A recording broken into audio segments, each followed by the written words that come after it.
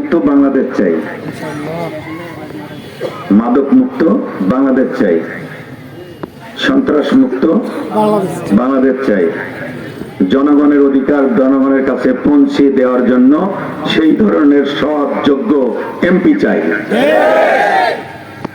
তো চাইলে হবে না, চাইলে দেওয়া হবে না। জামাতের ব্যাপারে এদেশের জনগণের একটা গণজোয়ার শুরু হয়ে গেছে, কথা বলেন ঠিক না?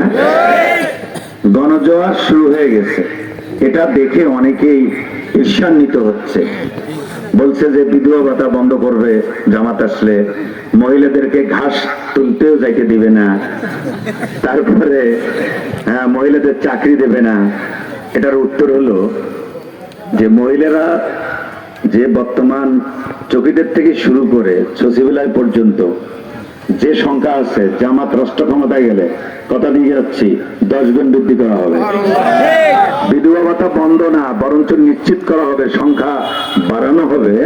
সেই সাথে সাথে বিধবা ভাতার যে মোবাইল নম্বরটা দলীয় নেতাদের নম্বর দেয়, বিধবা পায় না, পায় হলো দলীয় নেতারা, এইটা কঠোর হস্তে দমন করা হবে। কৃষকদের প্রত্যেক শতক জমিনের সার, ঔষধ, বীজ দেয় পাইকে দলীয় নেতারা, এটা কৃষকের জন্য নিশ্চিত করা হবে। জনগণের ঢেউ উঠেছে, এটা আপনারা একমত কিনা?